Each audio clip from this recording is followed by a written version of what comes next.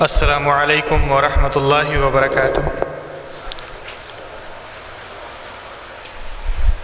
الحمد للہ رب العالمین وبہ نستعین وصلی اللہ علی نبینا محمد وعلی آلہ واصحابہ اجمعین وبعد، اعوذ باللہ من الشیطان الرجیم، بسم اللہ الرحمن الرحیم۔ یا ایہا الذین آمنوا اتقوا اللہ حق تقاتہ ولا تموتن الا وانتم مسلمون۔ یا ایہا الناس اتقوا ربکم الذی خلقکم من نفس واحدہ وخلق منها زوجها وبث منهما رجالا كثيرا ونساء واتقوا الله الذي تساءلون به والأرحام إن الله كان عليكم رقيبا۔ يا أيها الذين آمنوا اتقوا الله وقولوا قولا سديدا يصلح لكم أعمالكم ويغفر لكم ذنوبكم ومن يطع الله ورسوله فقد فاز فوزا عظيما۔ يا أيها الذين آمنوا أطيعوا الله وأطيعوا الرسول ولا تبطلوا أعمالكم، وقال النبي صلى الله عليه وسلم ومن كذب علي متعمدا فليتبوأ مقعده من النار، رواہ بخاری۔ ساری تعریف اللہ وحدہ لا شریک کے لائق و زیبا ہو، جو ہم سب کا خالق اور مالک ہے۔ درود و سلام ہو پیارے نبی حضرت محمد صلی اللہ علیہ وسلم پر، جو ہم سب کے آخری نبی و رسول ہیں، ہادی و رہبر ہیں۔ آج 24 مئی دن جمعہ بعد عصر کا یہ وقت نہایت ہی بابرکت ہے۔ ہم سب یہاں اللہ رب العزت کی رضا کے لیے جمع ہوئے ہیں، اور یہ مدرسہ عبداللہ بن عمر رضی اللہ عنہما چونکہ کئی سالوں سے ہماری خدمت کے لیے گوشہ ہے، یہاں پر گاہے بگاہے شیخ کے دروسوں کا اہتمام کیا جاتا ہے۔ کئی شیوخ یہاں پر آتے ہیں اور ہمیں قرآن و احادیث سے ماخوذ درس دیتے ہیں، جن سے ہم استفادہ کرتے ہیں۔ آج بھی ہمارے درمیان ایک ایسی شخصیت موجود ہے جو کسی تعارف کا محتاج نہیں۔ آج سے کم و بیش 8-9 سال پہلے ہم انہی شیخ سے استفادہ اٹھاتے تھے۔ یہاں قریب بلد میں مسجد امام بخاری ہے، رحمہ اللہ کے نام سے موصوف ہے، اس میں شیخ کے دروس کا انعقاد ہوا کرتا تھا، سلسلہ وار دروس چلتے تھے، کافی لوگ اس سے مستفید ہوتے تھے۔ آج بھی شیخ ماشاء اللہ قرآن و احادیث کے پر متوجہ ہیں اور اسے عام کر رہے ہیں، اس کے معنی اور مفہوم کو لوگوں کو سمجھا رہے ہیں۔ اللہ رب العزت انہیں برکت دے، ان کے علم میں اضافہ ہو۔ تو یہ شیخ حافظ صغیر عمری حفظہ اللہ، جن کا نام ہے، ہمارے درمیان آج ایک ایسے عنوان پر گفتگو کریں گے کہ بدعات اور اس کی قباحتیں۔ یہ عنوان چونکہ وقت کے لحاظ سے بہت ہی اہم ہے اور ہمیں بھی سمجھنا نہایت ضروری ہے، چونکہ بدعات ایک ایسا گناہ ہے، ایک ایسی خرابی ہے جو ہمارے اعمال کو برباد کر سکتی ہے۔ جیسا کہ اللہ سبحانہ و تعالیٰ نے سورہ محمد میں یہ آیت کریمہ جو میں نے خطبہ مسنونہ کے بعد تلاوت کی کہ یا ایھا الذین آمنوا اطیعوا اللہ واطیعوا الرسول ولا تبطلوا اعمالکم، کہ لوگوں جو ایمان لائے ہو، اللہ کی اطاعت کرو، اللہ کے رسول کی اطاعت کرو، اور ان کی نافرمانی کر کے اپنے اعمال کو غارت نہ کرو، برباد نہ کرو۔ تو گویا یہ آیت کریمہ ہمیں بتلاتی ہے کہ اگر ہم نے اللہ اس کے رسول کی اطاعت نہیں کی، بات کو نہیں مانا، اور ہم نے دیگر اعمال کیے اپنے منمانی طریقے سے، تو ہمارے اعمال برباد ہو جائیں گے۔ اگر ہم نے کچھ اعمال اللہ اس کے رسول کی اطاعت میں کیے اور کچھ اعمال ہم نے اللہ اس کے رسول کی اطاعت کے خلاف کیے، تو ہمارے جو نیک اعمال ہیں وہ بھی برباد ہو جائیں گے۔ چونکہ یہ عنوان شیخ کا عنوان ہے، تفصیلی گفتگو اس پر شیخ کریں گے، اس لیے اس درس کی ابتدا کے لیے ہم قرآن کریم کی تلاوت کے لیے دعوت دیتے ہیں۔ یہاں کے طالب علم فضل کو وہ آئیں قرآن کریم کی تلاوت کریں۔ اعوذ باللہ من الشیطان الرجیم، بسم اللہ الرحمن الرحیم، محمد رسول اللہ والذین معه اشداء علی الکفار رحماء بینهم تراهم رکعا سجدا يبتغون فضلا من الله ورضوانا سيماهم في وجوههم من أثر السجود ذلك مثلهم في التوراة ومثلهم في الإنجيل كزرع أخرج شطأه فآزره فاستغلظ فاستوى على سوقه يعجب الزراع ليغيظ بهم الكفار وعد الله الذين آمنوا وعملوا الصالحات منهم مغفرة وأجرا عظيما۔ السلام علیکم ورحمۃ اللہ۔ یہ تھے فضل مدرسہ عبداللہ بن عمر رضی اللہ عنہما کے طالب علم ہیں۔ اللہ رب العزت ان کے علم میں اضافہ کرے اور انہیں محنت کرنے کی اور توفیق دے کہ تاکہ یہ قرآن کو حفظ کر سکیں اور اس کے معنی اور مفہوم کو سمجھ سکیں اور اس پر عمل پیرا ہوں۔ آج کا درس بدعات اور اس کی قباحتیں شیخ حافظ صغیر عمری حفظہ اللہ وتعالی بیان کریں گے، چونکہ یہ بہت ہی اہم عنوان ہے اور سمجھنے کے لحاظ سے بے حد ضروری ہے، چونکہ یہ مدرسہ عبداللہ بن عمر رضی اللہ عنہما ہماری خدمت میں دنوں رات کوشاں ہے۔ ہمیں چاہیے کہ ہم یہاں ہر جمعہ کو آئیں اور قرآن و احادیث کی تعلیم سے استفادہ اٹھائیں، مستفید ہوں، چونکہ یہ مدرسہ جمعہ کے روز 2:30 بجے سے شروع ہو جاتا ہے اور یہاں پر نورانی قاعدہ شیخ حافظ حسان صاحب ہمیں پڑھاتے ہیں۔ چونکہ قرآن سیکھنے کے لیے بہت ضروری ہے نورانی قاعدہ ہم جانیں، اس کے قواعد کیا ہیں، اس کے طریقہ کار کیا ہیں۔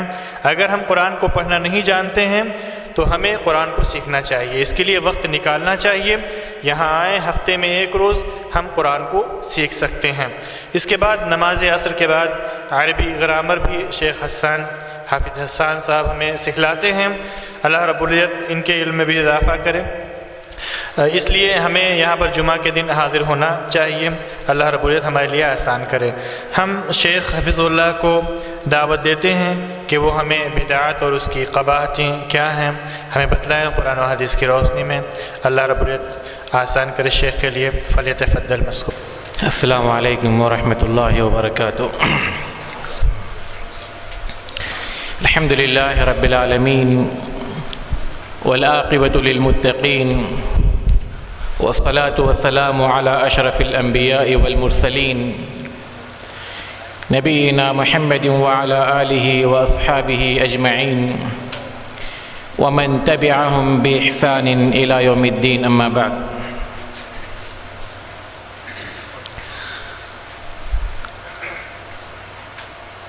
سب سے پہلے میں ایک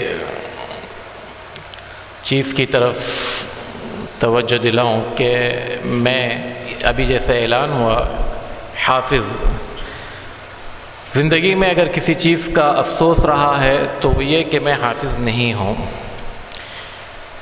پتہ نہیں شاید غلطی سے لکھا گیا اور کہا گیا، اس میں کوئی شک نہیں کہ حافظ ہونا ایک بہت بڑی تمنا رہی ہے، لیکن ایک مرتبہ جب انسان دنیاوی جھمیلوں میں آ جاتا ہے تو پھر حفظ بہت مشکل ہو جاتا ہے، بلکہ جو حفظ کیا ہوا ہے اس کی حفاظت مشکل ہو جاتی ہے۔ اللہ تعالی ہم سب کو اس بات کی توفیق دے کہ مرتے دم تک جتنا ہو سکتا ہے اس کے لیے ہم کوشش کرتے رہیں۔ جیسے کہ ابھی آپ نے سماعت فرمایا کہ آج ہمارا عنوان ہے بدعات اور اس کی قباحتیں۔ دوستو، بدعت یہ ایک بہت بڑا چور دروازہ ہے جو انسان کو شرک تک پہنچاتا ہے، اور بدعت اس کے بارے میں علماء نے کہا ہے کہ شیطان کے نزدیک گناہ سے زیادہ پیاری چیز بدعت ہے۔ کیوں؟ اس لیے کہ ایک گنہگار سے گنہگار انسان کو آپ دیکھیں گے کہ کہیں نہ کہیں اس کے ضمیر میں، اس کے دل میں یہ احساس ہوتا ہے کہ میں گنہگار ہوں، چاہے وہ شرابی ہو، زانی ہو، بدکار ہو، سود خور ہو، کوئی بھی ہو، اس کو یہ احساس ہوتا ہے کہ ہاں میں غلط ہوں۔ تو ممکن ہے کہ وہ انسان زندگی کے کسی مرحلے میں بھی توبہ کر لے، توبہ کی توفیق اس کے پاس موجود ہے، لیکن بدعتی ایک ایسی شخصیت یا ایسے شخص کا نام ہے جس کو ہمیشہ یہ زعم، یہ گمان ہوتا ہے کہ میں حق پر ہوں، میں عبادت کر رہا ہوں۔ یہ زعم اس کو لے ڈوبتا ہے اور اسے توبہ کی توفیق نہیں ہوتی۔ آئیں اس سے پہلے ہم اس بات کو سمجھنے کی کوشش کریں کہ اصل میں دین اسلام ہے کیا چیز، اس میں کیا کچھ گنجائش ہے اس بات کی کہ بدعات ایجاد کی جائے یا نہ کی جائے، جو کرتے ہیں وہ کیا سمجھتے ہیں، اور براہ راست یا انڈائریکٹ دونوں صورتوں میں ان کے عقیدے زبان حال سے کیا کہتے ہیں۔ میرے اور آپ کا جسم مٹی سے بنا ہے، اس میں کسی کی دو رائے نہیں ہے۔ مٹی سے بنا ہے ہمارا جسم، ہمارے جسم کے ساتھ ایک دوسری چیز ہے جس کو ہم کہتے ہیں روح۔ جسم کو اللہ تبارک و تعالی نے مٹی سے بنایا تو اس کی غذا بھی کہاں سے رکھی؟ مٹی میں رکھی۔ انسانی جسم مٹی سے بنا ہے، اس کی غذا بھی مٹی میں ہی رکھی۔ انسانی روح کیا ہے؟ یسألونک عن الروح قل الروح من امر ربی۔ روح یہ اللہ کا ایک حکم ہے، اللہ کی طرف سے عطا کردہ ایک چیز ہے جس کی کنہ تک ہم نہیں پہنچ سکتے۔ خود اللہ تبارک و تعالی فرماتا ہے وَمَا أُوتِيتُم مِّنَ الْعِلْمِ إِلَّا قَلِيلًا۔ اس بارے میں زیادہ ڈیپ میں جانے کی ضرورت نہیں ہے کیونکہ آپ کے پاس جو علم ہے وہ بہت محدود ہے۔ تو روح ایک سمجھنے کی چیز ہے، ایک ایمان لانے کی چیز ہے، ایک یقین کرنے کی چیز ہے، اس کی کنہ تک ہم نہیں پہنچ سکتے۔ جیسے جسم کی غذا اللہ نے مٹی میں رکھی، ایسے روح کی غذا اللہ نے اپنے پاس سے رکھی، کیونکہ روح اللہ تبارک و تعالی کا ایک حکم ہے تو اس کی غذا بھی کہاں سے آنی چاہیے؟ اللہ تبارک و تعالی کی طرف سے آنی چاہیے۔ لہذا اللہ تبارک و تعالی نے اس دین اسلام کے جملہ تمام ترین حقوق اپنے پاس محفوظ کر رکھے۔ دین اسلام، اس کے حقوق، شریعت سازی، دین سازی کے حقوق اللہ نے اپنے پاس محفوظ رکھے، اور اللہ کے رسول صلی اللہ علیہ وسلم جیسی شخصیت کو قرآن مجید میں 2 جگہوں پر دھمکیاں دی۔ کس کو؟ اللہ کے رسول صلی اللہ علیہ وسلم کو قرآن مجید میں اللہ تبارک و تعالی نے 2 جگہوں پر دھمکی دی۔ فرمایا وَإِن كَادُوا لَيَفْتِنُونَكَ عَنِ الَّذِي أَوْحَيْنَا إِلَيْكَ لتفتری علینا غیرہ وَإِذًا لَاتَّخَذُوكَ خَلِيلًا وَلَوْلَا أَن ثَبَّتْنَاكَ لَقَدْ كِدتَّ تَرْكَنُ إِلَيْهِمْ شَيْئًا قَلِيلًا إِذًا لَأَذَقْنَاكَ ضِعْفَ الْحَيَاةِ وَضِعْفَ الْمَمَاتِ ثُمَّ لَا تَجِدُ لَكَ عَلَيْنَا نَصِيرًا۔ اے محمد صلی اللہ علیہ وسلم، تمہاری جو کیفیت ہے، یعنی مشرکین مکہ کسی طرح سے چاہتے تھے کہ اللہ کے رسول صلی اللہ علیہ وسلم ہمارے ساتھ کوئی سمجھوتا کرے، کوئی ڈیل کرے۔ قرآن اس کی وضاحت کرتا ہے وَدُّوا لَوْ تُدْهِنُ فَيُدْهِنُونَ، تم تھوڑی سی لچک پیدا کرو، ہم تھوڑی سی لچک پیدا کریں گے۔ یہ ایک ڈیل ہمارے بیچ میں ہو، تم اس طرح سے ہماری مخالفت مت کرو، ہم بھی تمہیں تھوڑا سا چانس دے دیں گے۔ تو اللہ تبارک و تعالیٰ فرماتا ہے کہ قریب ہے کہ تمہیں وہ لوگ فتنے میں ڈال دیں، آزمائش میں ڈال دیں۔ کس چیز سے؟ جس چیز کو ہم تمہاری طرف وحی کرتے ہیں، وہی اتارتے ہیں، اس سے تمہیں پلٹا دیں یا اس میں تھوڑا سا پھیر دیں۔ ایسی صورت میں اگر وہ کامیاب ہو جائیں گے تو کیا کریں گے؟ وَإِذًا لَاتَّخَذُوكَ خَلِيلًا، تمہیں وہ اپنا جگری دوست بنا لیں گے۔ اگر آپ ایسا کرو گے کہ دین اسلام کی جو وحی ہم تم پر اتارتے ہیں اس میں ہماری منمانی تھوڑی سی شامل کر لیں تو وہ لوگ آپ کو کیا کریں گے؟ اپنا جگری دوست بنا لیں گے۔ اللہ تعالیٰ فرماتا ہے اگر ہم ان کی اس سازشوں کے مقابلے میں تمہیں ثابت قدم نہ رکھتے تو شاید تمہارے قدم ڈگمگا جاتے۔ اللہ کے رسول صلی اللہ علیہ وسلم کے بارے میں کہ شاید تم تھوڑا سا جھک جاتے ان کی طرف۔ اگر ایسا ہوتا، یہ سارے فرضی باتیں بتائی گئی، یعنی اگر ایسا ہوتا، وہ لوگوں کی یہ سازش، یہ کوشش ہے، اس میں آپ کی کچھ ہلکی سی دبے لفظوں میں یہ چاہت ہے، اگر ایسا ہوتا تو لَأَذَقْنَاكَ ضِعْفَ الْحَيَاةِ وَضِعْفَ الْمَمَاتِ، ہم دنیا میں بھی آپ کو دوہری سزا دیتے اور آخرت میں بھی ہم دوہرا عذاب آپ کے لیے اٹھا رکھتے۔ کام کیا کر رہے تھے کہ جو چیز وحی کی جا رہی ہے اس میں تھوڑی سی لچک پیدا کی جائے۔ اور ایک دوسری جگہ اللہ تبارک و تعالیٰ فرماتا ہے وَلَوْ تَقَوَّلَ عَلَيْنَا بَعْضَ الْأَقَاوِيلِ لَأَخَذْنَا مِنْهُ بِالْيَمِينِ ثُمَّ لَقَطَعْنَا مِنْهُ الْوَتِينَ فَمَا مِنْكُمْ مِنْ أَحَدٍ عَنْهُ حَاجِزٍ وَلَوْ تَقَوَّلَ عَلَيْنَا بَعْضَ الْأَقَاوِيلِ، اگر تم چند باتیں اپنی طرف سے گڑھ لو جو ہم نے تمہیں نہیں کہی، کس نے؟ اللہ تعالیٰ نے نہیں کہی، تم کر لو تو کیا ہوتا؟ وَلَوْ تَقَوَّلَ عَلَيْنَا بَعْضَ الْأَقَاوِيلِ لَأَخَذْنَا مِنْهُ بِالْيَمِينِ، ہم اپنی سیدھے ہاتھ سے پکڑ کر تمہاری شہرک کو کاٹ دیتے۔ کس کی شہرک کو؟ محمد صلی اللہ علیہ وسلم کی شہرک کو کاٹ دیتے، اور فرمایا اس کے بعد یہ جو صحابہ تمہارے سامنے بیٹھے آپ کے آنکھ کے اشارے پر اپنی جانوں کا نذرانہ اپنے ہتھیلیوں پر لے کر نکلتے ہیں، جب ہم پکڑتے تو یہ تمہیں بچانے کے لیے بھی نہیں آتا، ہماری مضبوط پکڑ ہوتی۔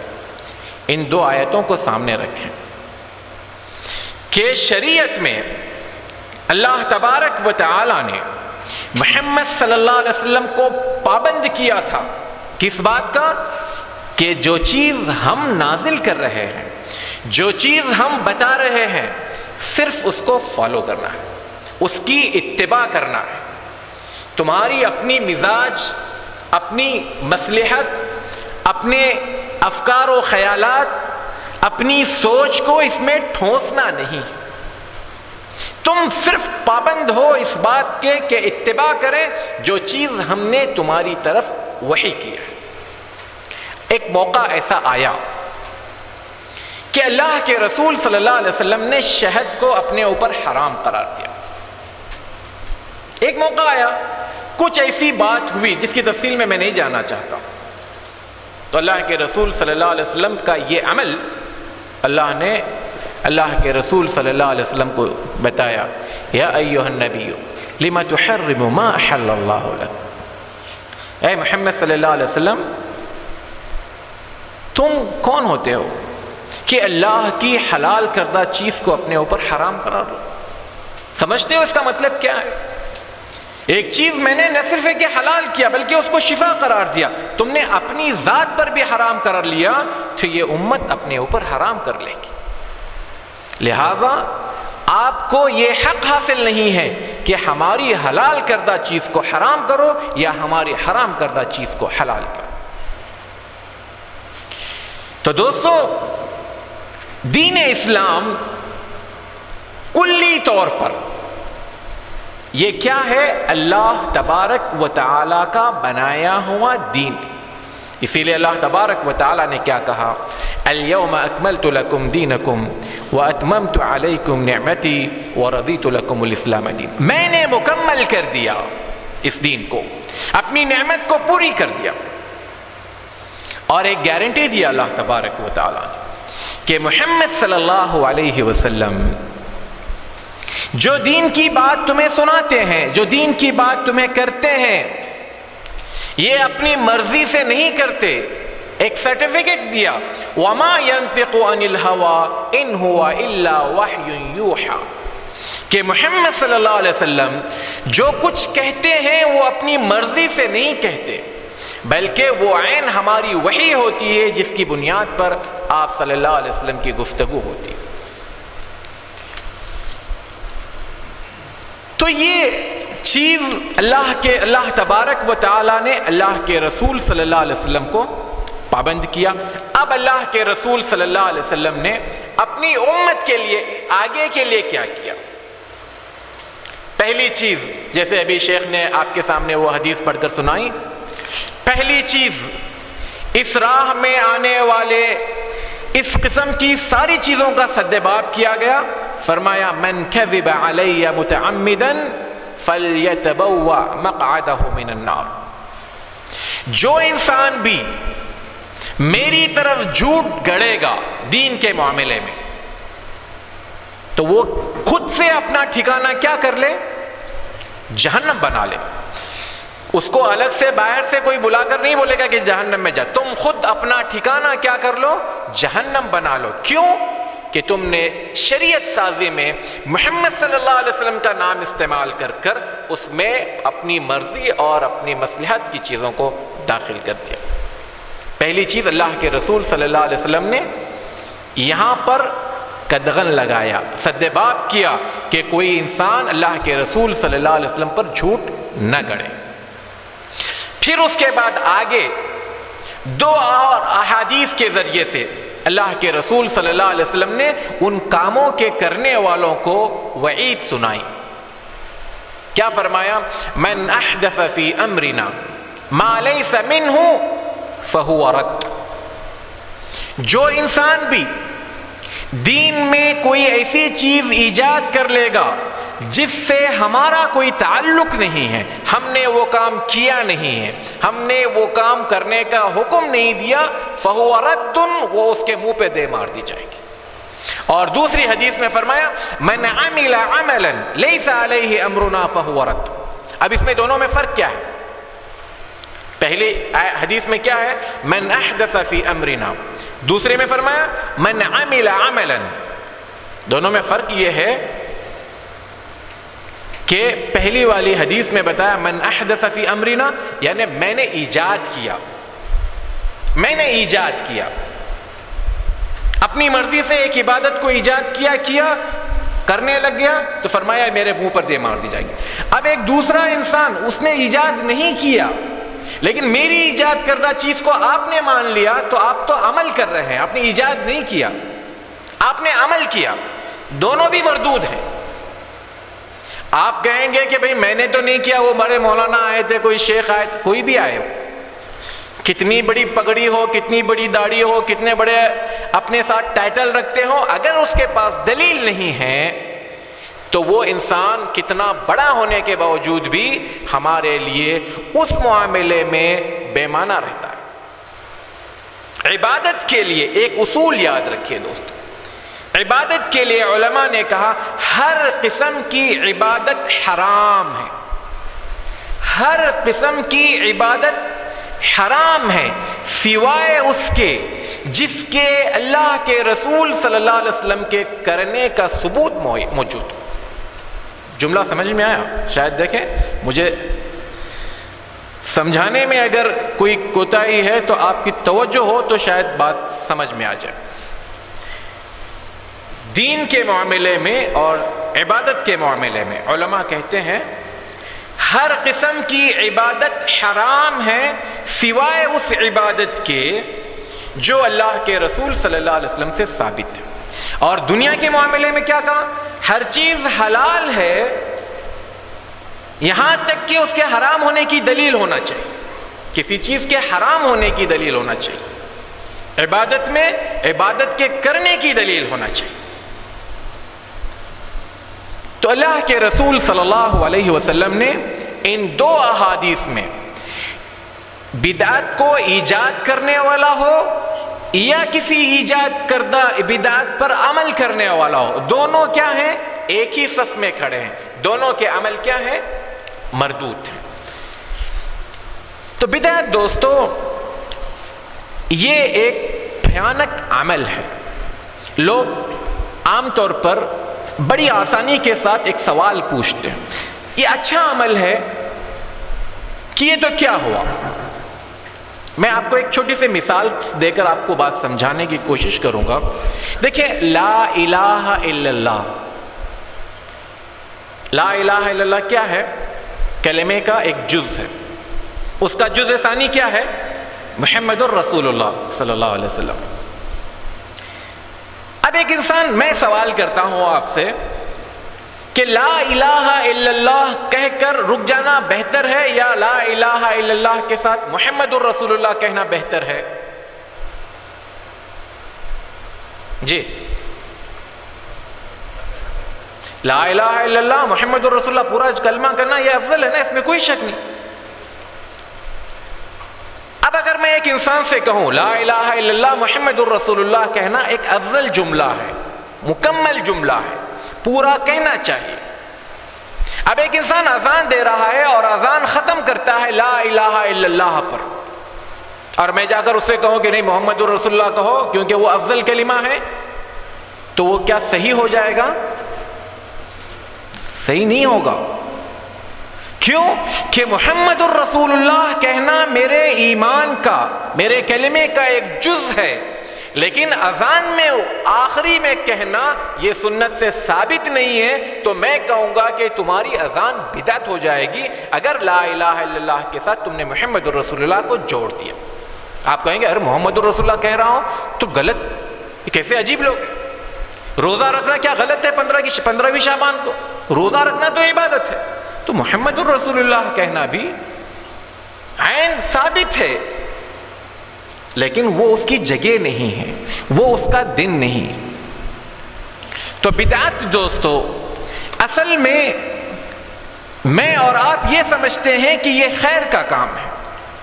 خیر کا کام اتنا ہی صحیح ہے جتنا محمد صلی اللہ علیہ وسلم نے بتایا۔ ظہر کی نماز 4 کے بجائے آپ 5 رکعت پڑھ لیں تو خیر کا کام ہے، کیوں نہیں 5 رکعت پڑھی جاتی؟ میں فرصت میں ہوں، کسی سفر میں ہوں، 5 رکعت 6 رکعت پڑھ لوں، کیا مشکل ہے؟ مشکل نہیں، وہ عمل برباد ہے۔ تو بدعت ایک ایسی چیز کا نام ہے جو انسانی سوچ اور انسانی فکر میں بربادی کی طرف لے جانے والے عمل کو کہتے ہیں۔ اور لوگ بعض اوقات یہ سمجھتے ہیں کہ بدعت کسی بھی چیز میں نئی ایجاد کردہ چیز کو بدعت نہیں، ایسا نہیں ہے۔ دین کے نام پر عبادات میں کچھ ایسی عبادات کو شامل کرنا جس کا اللہ کے رسول صلی اللہ علیہ وسلم سے ثبوت نہیں ہے، اس کو بدعت کہتے ہیں۔ لوگ کہتے ہیں آپ گھڑی پہنتے ہو، گھڑی پہننا بھی بدعت ہو گیا، گاڑی میں بیٹھتے ہو، گاڑی میں سوار ہونا بدعت۔ دین کے نام پر دین میں شامل کرنے کو بدعت کہتے ہیں، ورنہ دنیاوی چیزوں کے حوالے سے یہ بدعت وہاں پر اس کا اطلاق نہیں ہوتا۔ تو یہ بدعت ہے، اس کی قباحتیں کیا ہیں دوستو؟ اس کی قباحتیں کیا ہیں؟ سب سے پہلی چیز دیکھیں، اللہ کے رسول صلی اللہ علیہ وسلم اپنے جمعہ کے ہر خطبے میں کہا کرتے تھے کل بدعت ضلالہ، ہر بدعت گمراہی ہے۔ کیا فائدہ ہے یار؟ کیا کریں اس عبادت کو جس کا نام اللہ کے رسول صلی اللہ علیہ وسلم گمراہی قرار دے رہے ہیں؟ جو چیز اللہ کے رسول صلی اللہ علیہ وسلم سے ثابت نہیں ہے آپ کر رہے ہیں، اور وہ کس اکاؤنٹ میں جمع ہو رہی ہے؟ گمراہی کے اکاؤنٹ میں جمع ہو رہی ہے۔ تو ایک گمراہی میں کروں، اس کا وبال اپنے سر لوں، محنت بھی کروں، یہ اس سے بڑی قباحت اور کیا ہو سکتی؟ اور پھر بدعت جو ایجاد کی جاتی ہے، اس کا لوگ عام طور پر یہ معنی لیتے ہیں کہ بدعت، چلو ٹھیک ہے یہ بدعتی ہے۔ بدعتی صرف بدعتی نہیں ہوتا۔ ابھی آپ نے ایک آیت سنی، اللہ تبارک و تعالی نے فرمایا الیوم اکملت لکم دینکم واتممت علیکم نعمتی ورضیت لکم الاسلام دینا۔ جو انسان بدعات کو ایجاد کر رہا ہے یا جو انسان بدعات پر عمل کر رہا ہے، وہ زبان حال سے اس آیت کا انکار کر رہا ہے۔ زبان حال سے کیا کہہ رہا ہے؟ کہ دین ابھی مکمل نہیں ہوا ہے، ابھی بھی اس میں گنجائش ہے کہ آپ عبادتیں ٹھوستے جائیں، عبادتیں ڈالتے جائیں، گنجائشیں چلتی رہے گی۔ اس کی زبان حال سے وہ دین کے مکمل ہونے پر یقین نہیں رکھتا۔ اور ایک دوسری چیز جو اس کے عمل سے ہمیں سمجھ میں آتی ہے وہ یہ کہ گویا وہ یہ سمجھتا ہے کہ نعوذ باللہ ثم نعوذ باللہ، محمد صلی اللہ علیہ وسلم جو دین چھوڑ کر گئے ہیں وہ دین خود محمد صلی اللہ علیہ وسلم نے مکمل نہیں کیا، یا اس پر آپ پورا نہیں عمل کرتے تھے، ہم ہیں جو محمد صلی اللہ علیہ وسلم سے زیادہ عمل کر رہے ہیں۔ اس میں انڈائریکٹ محمد صلی اللہ علیہ وسلم کی شخصیت پر ضرب پڑتی ہے، محمد صلی اللہ علیہ وسلم کے کارناموں پر ضرب پڑتی ہے۔ محمد صلی اللہ علیہ وسلم اپنی زندگی میں اپنی موت سے پہلے صحابہ کرام رضوان اللہ علیہم اجمعین سے سوال کیا تھا کہ اے میرے صحابیوں بتاؤ کہ کل اللہ تعالیٰ تم سے میرے بارے میں پوچھے گا اس دین کے حوالے سے کہ میں نے تم تک اس کو پہنچایا یا نہیں پہنچایا؟ تمام صحابہ نے بیک زبان ہو کر کہا تھا کہ ہاں اے اللہ کے رسول صلی اللہ علیہ وسلم، آپ نے اپنی امانت کو ہم تک پہنچایا، دین کی تبلیغ آپ نے مکمل طور پر کیا۔ پھر اللہ کے رسول صلی اللہ علیہ وسلم نے اللہ کو گواہ بنا کر کہا تھا کہ اللہ تو گواہ رہنا، یہ لوگ کیا گواہی دے رہے ہیں؟ تو اب دین میں جو چیز گڑی جا رہی ہے اچھے کے نام پر، تو گویا یہ کام محمد صلی اللہ علیہ وسلم کو نہیں سوجا تھا، میں آپ صلی اللہ علیہ وسلم سے آگے بڑھ کر اس کو کر رہا ہوں۔ اور ایک چیز جو شروع میں نے آپ سے کہا کہ بدعت میں مبتلا انسان، اس کو توبہ کی توفیق بہت کم نصیب ہوتی ہے، الا کہ اللہ تبارک و تعالیٰ کا کوئی بہت بڑا کرم ہو، بہت بڑا فضل ہو اور وہ اس سے بچ جائے۔ اور اس کی ایک قباحت یہ ہے دوستو کہ جب اللہ کے رسول صلی اللہ علیہ وسلم حوض کوثر پر اپنے امتیوں کو کوثر پلا رہے ہوں گے، اس بیچ میں کچھ لوگ آئیں گے آپ صلی اللہ علیہ وسلم کے قریب اس آب کوثر کو پینے کے لیے، تو فرشتے دوڑتے ہوئے آئیں گے اور انہیں دھکا دیں گے۔ تو اللہ کے رسول صلی اللہ علیہ وسلم کہیں گے کہ امتی امتی، ارے میری امت ہے، آنے دو آنے دو۔ تو فرشتے ان سے کہیں گے کہ اے محمد صلی اللہ علیہ وسلم، تم نہیں جانتے کہ انہوں نے آپ کے انتقال کے بعد آپ کے دین میں کتنا رد و بدل کیا، کتنے حذف و اضافے کیے، دین کو اس کے اندر انہوں نے کتنی چیزیں داخل کر دی۔ تب اللہ کے رسول صلی اللہ علیہ وسلم فرمائیں گے سحقاً سحقاً لمن غیر دینی، سحقاً سحقاً لمن بدل دینی، ہٹاؤ ان کو یہاں سے، ہٹاؤ ان کو یہاں سے جنہوں نے میرے دین میں رد و بدل کیا۔ اللہ کے رسول صلی اللہ علیہ وسلم نے جو عمل ہمیں دے کر گئے ہیں دوستو، وہ عمل مختصر ہیں اور اجر کے اعتبار سے بہت زیادہ ہیں، اور جو چیز ہم کرتے ہیں وہ بہت زیادہ ہے، اور عمل اس میں نہ صرف یہ کہ نہیں پایا جاتا بلکہ عین ممکن ہے اس کی وجہ سے ہمارے اعمال برباد ہو جائیں۔ میں چند مثالوں سے آپ کو بات سمجھانے کی کوشش کروں گا۔ دیکھیں اللہ کے رسول صلی اللہ علیہ وسلم نے مہینے کے 3 روزے، ہر مہینے کے 3 روزے، کتنا وقت ہے؟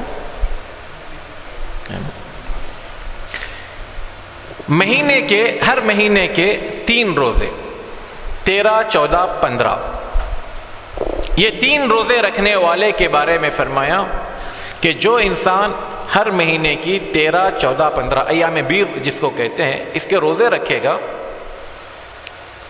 کہا گویا اس نے سال بھر روزے رکھے۔ کیسے؟ اسلام میں ایک عمل کا بدلہ کتنا ہے؟ 10، تو ہر مہینے 3 روزے رکھیں گے تو کتنا ہو گیا؟ 30 معنی ایک مہینہ، ہر مہینے کے 3 یعنی ہر مہینہ بھر آپ نے نفل روزے رکھے۔ ایسے ہی جس نے رمضان کے روزے رکھے اور 6 روزے شوال کے رکھے تو اس نے گویا سال بھر فرض روزے رکھے۔ اب روزے آپ کتنے رکھ رہے ہیں؟ رمضان کا 1 مہینے کا روزہ رکھنا گویا 10 مہینے کے روزے کے برابر ہو گیا، پھر 6 دن کے روزے رکھنا یہ کتنے دن کے برابر ہو گیا؟ 60 دن کے برابر ہو گیا۔ 60 دن کے روزے رکھنا گویا کیا ہو گیا؟ 2 مہینے کے روزے رکھنا ہو گیا۔ رمضان کے 1 مہینے کا 10 مہینے کے برابر، شوال کے 6 رکھنا 2 مہینے کے برابر، تو کتنا ہو گیا؟ 12 مہینے۔ اگر کوئی انسان 3 روزے ہر مہینے کے رکھے اور رمضان کے بعد 6 شوال کے روزے رکھے تو گویا اس نے سال بھر میں 2 سال کے روزے رکھے۔ پھر جس نے عرفات کے دن کا روزہ رکھا اس نے گویا 2 سال کے روزے رکھے۔ 10 محرم کا جس نے روزہ رکھا اس کے اگلے پچھلے گناہ معاف ہو گئے۔ تو گویا یہ عمل کیا ہو گیا؟ کم ہے، عمل کم ہے اور اجر کیا ہے؟ بہت زیادہ ہے۔ اس کے مقابلے میں 3 لوگ اللہ کے رسول صلی اللہ علیہ وسلم کی زوجہ محترمہ حضرت ام المؤمنین حضرت عائشہ رضی اللہ تعالیٰ عنہ کے پاس آئے۔ معروف حدیث ہے، بار بار آپ نے سنا ہوگا۔ آ کر ان سے اللہ کے رسول صلی اللہ علیہ وسلم کے عمل کے بارے میں پوچھا کہ اللہ کے رسول صلی اللہ علیہ وسلم کا عمل کیا تھا؟ تو حضرت عائشہ نے کہا کہ اللہ کے رسول صلی اللہ علیہ وسلم دن بھر میں تو آپ کے ساتھ میں رہتے ہیں، صحابہ کے ساتھ میں پتہ ہی ہے، جہاں تک گھریلوی بات ہے تو رات میں کبھی سوتے ہیں، کبھی نماز پڑھتے ہیں، دن میں کبھی روزے رکھتے ہیں تو کبھی کھاتے پیتے بھی ہیں۔ اور پھر آپ صلی اللہ علیہ وسلم کی اس وقت میں 9 بیویاں بیک وقت موجود تھی، اپنی بیویوں کے پاس جاتے ہیں، ان کے ساتھ بات چیت کرتے ہیں، ان کے حقوق ادا کرتے ہیں، ان کے ساتھ اچھے سلوک کرتے ہیں۔ تو یہ تینوں نے کہا فتقالوها، تو کوئی خاص عمل نہیں ہے اللہ کے رسول صلی اللہ علیہ وسلم کا۔ تو پھر دوسرے نے تسلی دیا نہیں اللہ کے رسول صلی اللہ علیہ وسلم کے تو اگلے پچھلے سارے گناہ معاف ہیں، اس لیے اللہ کے رسول صلی اللہ علیہ وسلم کے لیے تو یہ ٹھیک ہے، کم عمل ہے تو بھی چونکہ گناہ سارے معاف ہیں اس لیے کم عمل کافی ہے۔ اب ہمارے چونکہ گناہ زیادہ ہیں تو ہم کو کیا کرنا چاہیے؟ زیادہ عمل کرنا چاہیے۔ تو ایک نے کھڑے کھڑے یہی کہا کہ اب آج کے بعد میں دن میں کبھی بھی کھانا نہیں کھاؤں گا، ہمیشہ زندگی بھر کیا رکھوں گا؟ روزہ رکھوں گا۔ دوسرے نے کہا کہ رات بھر میں کبھی سوؤں گا ہی نہیں، پوری رات بھر عبادت کروں گا۔ تیسرے نے کہا کہ آج کے بعد میری جو بیویاں ہیں ان کو سب چھوڑ چھاڑ دوں گا، اس کے بعد میرا بیوی بچوں کے ساتھ کوئی لینا دینا نہیں، اب میں صرف اللہ کی عبادت میں لگا۔ یہ تینوں یہ اپنا اپنا بیان دے کر چلے گئے۔ اللہ کے رسول صلی اللہ علیہ وسلم جب گھر میں داخل ہوئے تو حضرت عائشہ رضی اللہ تعالیٰ عنہ نے بتایا کہ ایسے ایسے لوگ آئے تھے، انہوں نے یہ سوال کیا، میں نے یہ جواب دیا، اس کے بعد انہوں نے یہ تبصرہ کیا اور چلے گئے۔ آپ صلی اللہ علیہ وسلم گھر کے باہر نکلے، آپ کا چہرہ لال سرخ ہو چکا تھا، اور کہا کہ کون لوگ ہیں جنہوں نے ابھی اس قسم کی باتیں کر گئے؟ تو صحابہ پہلے تو وہ تینوں گھبرا گئے، پتہ نہیں ہم نے کیا ایسی گستاخی تو نہیں کیا جس کی وجہ سے آپ صلی اللہ علیہ وسلم اتنا۔ کہا کہ ہم لوگ تھے اللہ کے رسول صلی اللہ علیہ وسلم۔ کہا میں تم سے زیادہ اللہ سے ڈرنے والا ہوں، میں تم سے زیادہ اللہ کی عبادت کرنے والا ہوں، مجھے تم سے زیادہ احساس ہے اس بات کا کہ اس دین پر کس طرح سے عمل کیا جائے، میں تم سے بہتر اللہ کے سامنے اپنے آپ کو بنانا چاہتا ہوں، لیکن اس کے باوجود میں روزہ رکھتا ہوں، روزہ چھوڑتا بھی ہوں، میں کھاتا پیتا بھی ہوں، میں رات میں نمازیں پڑھتا ہوں، کبھی سوتا بھی ہوں، اور میں اپنی بیویوں کے حقوق بھی ادا کرتا ہوں۔ فمن رغب عن سنتی فلیس منی، جو انسان میری اس سنت سے سرے منہ انحراف کرے گا، میری ان عادتوں کو یا میری ان عبادتوں کو اپنائے بغیر اپنی مرضی کی عبادتیں کرنے لگ جائے گا، اس سے میرا کوئی تعلق نہیں ہے۔ اب یہاں دیکھیں کہ ایک انسان جو زندگی بھر روزے رکھ رہا ہے، آپ صلی اللہ علیہ وسلم کہتے ہیں کہ اس نے روزہ رکھا ہی نہیں۔ جس نے زندگی بھر روزہ رکھا، کیا ہو گیا؟ وہ روزہ نہیں ہوا، عبادت نہیں ہوئی، بلکہ ایک عادت ہو گئی، وہ ایک عادت ہو گئی۔ تو بدعات اسی سے پنپتی ہیں۔ میں یہ سمجھتا ہوں کہ میں یہ ایک اچھا کام ہے اور میں اس کو کرنے جا رہا ہوں، یہ سوچ کر کہ یہ بہت زیادہ ہے۔ زیادہ کرنے کی اللہ اور اس کے رسول صلی اللہ علیہ وسلم نے کہیں بھی ترغیب نہیں دی۔ اللہ تعالیٰ فرماتا کیا ہے؟ لِيَبْلُوَكُمْ خَلَقَ الْمَوْتَ وَالْحَيَاةَ لِيَبْلُوَكُمْ أَيُّكُمْ أَحْسَنُ عَمَلًا، اکثر عملہ نہیں کہا، بہتر عمل لے کر آنا۔ بہتر عمل کیا ہے؟ جو اللہ کے رسول صلی اللہ علیہ وسلم نے کیا۔ لوگ کہتے ہیں کہ فلاں 40 سال تک عشاء کے وضو سے فجر کی نماز پڑھتا رہا، یہ اللہ کے رسول صلی اللہ علیہ وسلم سے ثابت نہیں، اور نہ اسی کوئی عبادت پر اسلام نے ہمیں ابھارا ہے۔ تو بدعتیں جو انسان ایجاد کرتا ہے یا جو اس پر عمل کرتا ہے، یہ ایک طرح سے اللہ کے رسول صلی اللہ علیہ وسلم کی شریعت کو ناقص اور کمتر سمجھ کر کرتا ہے۔ اب بدعتیں جو کی جاتی ہیں، اس میں اچھے عمل بھی کب بدعت میں داخل ہوتے ہیں۔ مثال کے طور پر جو چیز گنتی کے اعتبار سے اللہ کے رسول صلی اللہ علیہ وسلم نے بتائی ہے، اس گنتی میں حذف و اضافہ کرنا، کمی بیشی کرنا، وہ عمل برباد ہو جاتا ہے۔ جیسے بھی میں نے کہا، ظہر کی نماز 4 رکعت کے بجائے آپ 5 پڑھیں، 6 پڑھیں، تو وہ کیا ہو جائے گا؟ وہ عمل برباد ہو جائے گا۔ اسی طرح سے آپ کسی دن کو خاص کر لیں، کسی دن کو خاص کر لیں، جیسے روزہ رکھنا بہت اچھی عبادت ہے، اللہ تعالیٰ کے یہاں اس کا بڑا فضل ہے۔ اللہ تبارک و تعالیٰ فرماتا ہے الصوم لی وانا اجزی بہ، کہ بندہ روزہ میرے خاطر رکھتا ہے، میں خود اس کو اس کا بدلہ دوں گا۔ لیکن اس روزے کو رکھنے کے لیے کوئی انسان کسی دن کو خاص کرتا ہے جو اللہ کے رسول صلی اللہ علیہ وسلم سے ثابت نہیں ہے۔ اللہ کے رسول صلی اللہ علیہ وسلم سے روزے کون سے ثابت ہیں؟ پیر کے دن کا روزہ ثابت ہے، جمعرات کا روزہ ثابت ہے دن کے اعتبار سے۔ ہفتے کے جو 7 دن ہیں، ان 7 دنوں کے حساب سے یہ 2 دنوں میں آپ روزہ رکھ سکتے ہیں۔ اس کے علاوہ آپ کسی دن کو خاص کریں، جمعہ کے دن کو، سنیچر کے دن کو، ہفتہ پیر کو، اتوار کو، تو یہ غلط ہو جائے گا۔ اسی طرح سے اللہ کے رسول صلی اللہ علیہ وسلم سے ثابت کیا ہے؟ ہر مہینے کے 3 روزے رکھنا، 13، 14، 15 تاریخ کے اعتبار سے، یہ سنت ہے، یہ ثابت ہے۔ عرفہ کا روزہ، یوم عاشورہ کا روزہ، پھر یا اس سے 1 دن پہلے اور 1 دن کے بعد کا روزہ، یہ جو چیزیں ثابت ہیں، اس کا اجر اپنی جگہ محفوظ ہے۔ اس کے علاوہ کسی دن کو آپ خاص کر لینا کسی بھی اہمیت کی وجہ سے، یہ اس کو بدعت کر دے گا۔ تیسری چیز، کسی بھی عمل کو بدعت کرنے کے لیے آپ اس کا طریقہ بدل دینا۔ جیسے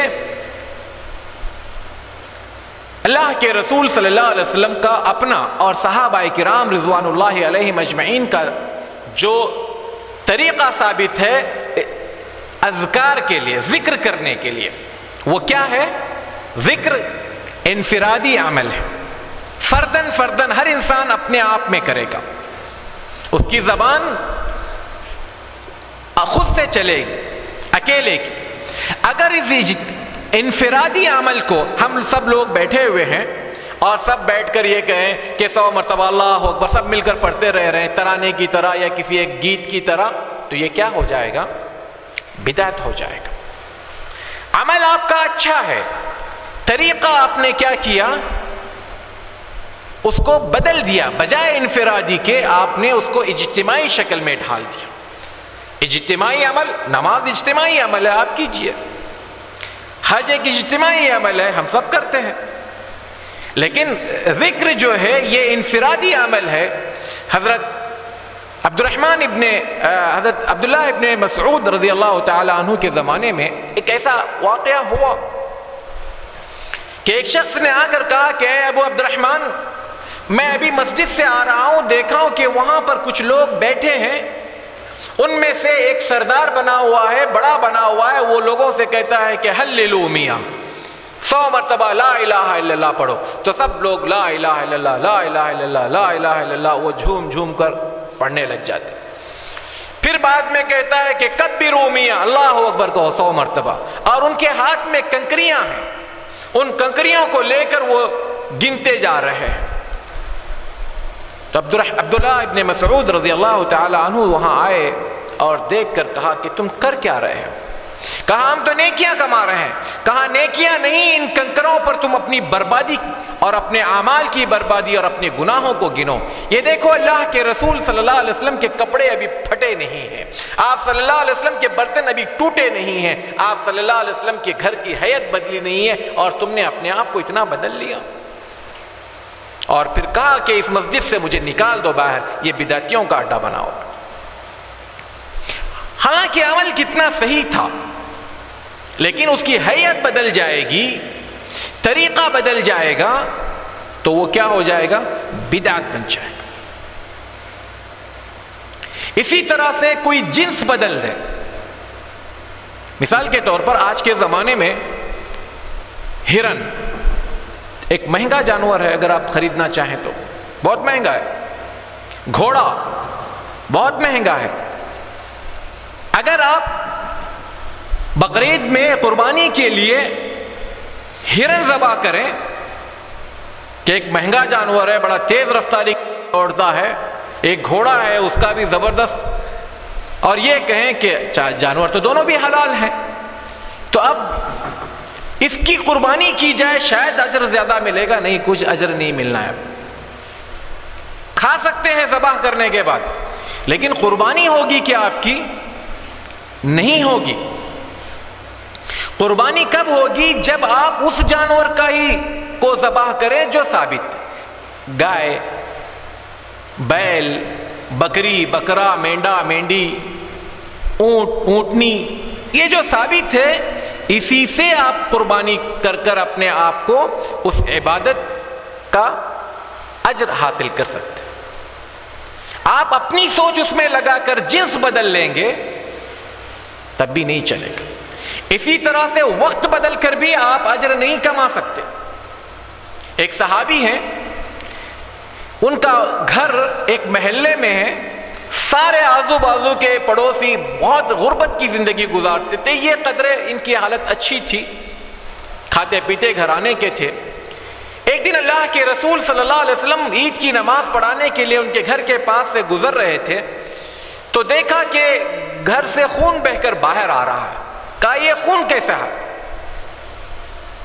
یہ کون صحابی ہیں؟ کس کا گھر ہے یہ؟ کہا یہ فلاں صحابی ہیں۔ اتنی دیر میں دروازے کھٹکھٹا کر بلایا گیا۔ کہا اللہ کے رسول صلی اللہ علیہ وسلم، میں اس گھر کا مالک ہوں، میرے اڑوس پڑوس کے سارے لوگ بڑے فقیر، محتاج اور قلاش قسم کے لوگ ہیں، ان کے پاس کھانے پینے کے لیے کچھ نہیں ہے، تو میں یہ سوچا کہ فجر کی نماز کے بعد قربانی کر دوں، تو صاف وغیرہ کرنے تک، ٹکا بوٹی ہونے کے بعد، عید کی نماز پڑھ کر آنے تک کھانا پک جائے گا تو یہ بیچارے غریب لوگ کھا لیں گے۔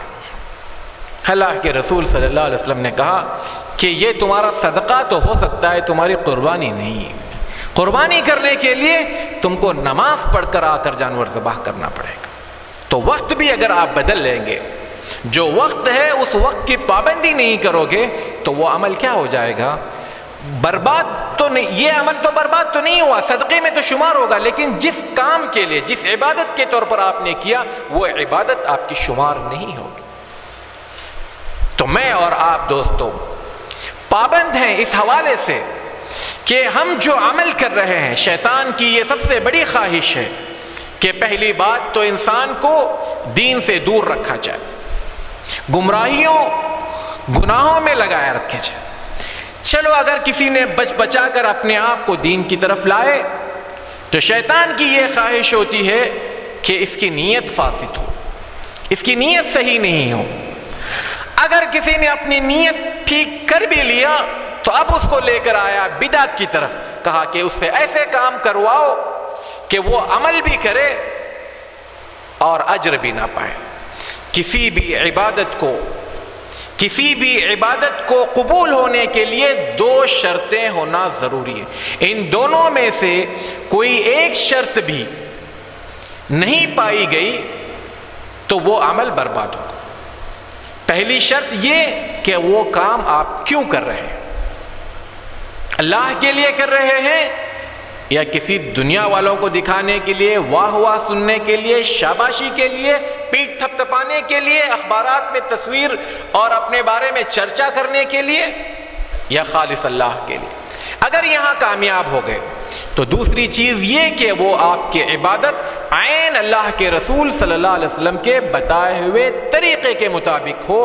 اگر اس طریقے سے ذرا بھی ہٹا جائے گا تو وہ عمل برباد ہے، بدعت ہے، ناقابل قبول ہے۔ اللہ کے رسول صلی اللہ علیہ وسلم نے فرمایا یہ اسی کے منہ پہ دے مار دیا جائے گا۔ تو مجھے اور آپ کو جو بھی عبادت کرنی ہے تو سب سے پہلے اللہ تعالیٰ سے توفیق مانگنی چاہیے کہ اللہ ہمیں وہ راستہ دکھا جو اللہ کے رسول صلی اللہ علیہ وسلم کر کے گئے ہیں یا جو اللہ کے رسول صلی اللہ علیہ وسلم چھوڑ کر گئے ہیں، اور اس راستے پر چلنے کے لیے ہمیں علم کا حاصل کرنا اور اس کو سمجھنا، یا اس قسم کی مجالس میں حاضر ہو کر دین کو حاصل کرنا، یہ ہماری اولین ذمہ داری بنتی ہے۔ اسی کے بعد جو ہم عمل کریں گے تو وہ عین اسلام کے مطابق ہوگا، بدعت سے پاک ہوگا، اور جو عمل انشاءاللہ بدعت سے پاک ہوگا، سنت کے مطابق ہوگا، تو یقیناً وہ عمل انشاءاللہ اللہ تعالیٰ کے یہاں قابل قبول ہوگا۔ اللہ تعالیٰ سے دعا کیجئے کہ اللہ تعالیٰ مجھے اور آپ کو عین سنت رسول صلی اللہ علیہ وسلم پر چلنے کی توفیق عطا فرمائے۔ جو اعمال ہم کریں اللہ تعالیٰ مجھے اور آپ کو توفیق دے کہ ہم بصیرت کی بنیاد پر، علم کی بنیاد پر سنت رسول صلی اللہ علیہ وسلم کے طریقے کے مطابق کر سکیں، اور اللہ تعالیٰ ہم سے جو عبادات ہوتی ہے اپنے یہاں اس کو قبول و منظور فرمائے۔ وآخر دعوانا ان الحمد للہ رب العالمین۔ جزاک اللہ خیر و احسن الجزاء۔ یہ تھے فضیلۃ الشیخ جو ہمیں بدعات اور اس کی قباحتوں کے بارے میں تفصیلی علم دے رہے تھے۔ چونکہ ابھی مغرب میں کافی وقت باقی ہے، اس لیے جو بھائی شیخ سے سوال کرنا چاہیں اسی عنوان کے تحت یا اس کے علاوہ اور دیگر سوالات تو شیخ سے کر سکتے ہیں۔ اللہ رب العزت شیخ کے علم میں بھی اضافہ کرے اور شیخ کو اجر عظیم سے نوازے۔ اللہ رب العزت ہمیں بھی اجر سے نوازے، اور اللہ تعالی ہمیں اس مدرسے میں ہر جمعہ کو حاضری کی توفیق عطا فرما۔ آمین یا رب العالمین۔ وآخر دعوانا ان الحمد للہ رب العالمین۔ والسلام علیکم ورحمۃ اللہ وبرکاتہ۔